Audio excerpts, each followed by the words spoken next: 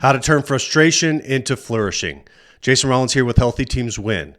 As I work with athletes, I often find the times they are struggling the most is when they are focused on the uncontrollables, giving all their attention and focus to the things they cannot control.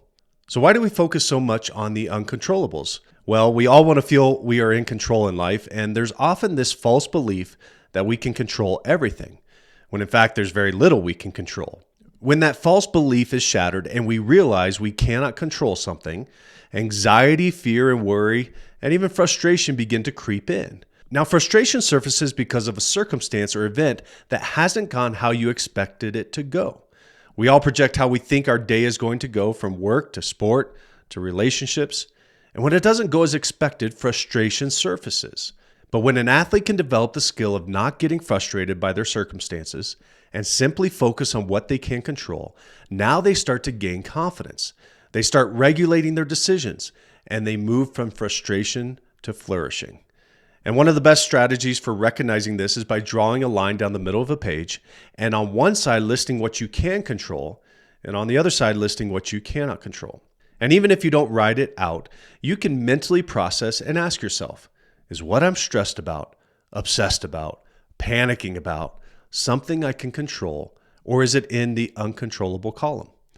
Now, here's the fun part. Once you clearly determine what you can control and what you should ignore, now you look for ways you can influence the things that are in the uncontrollable column. You see, there's many things that are out of our control, but take a look at those things that are out of your control and ask yourself, what can I do now to influence this uncontrollable? Maybe you can't control whether coach puts you in the game, but you can control your attitude, and your attitude can influence coach to think you would be a positive influence on the game and put you in. You can't control the official's call, but you can control your response and not allow it to affect the rest of your play.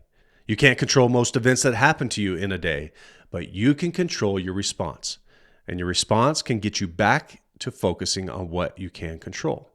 And what you can control is called the process.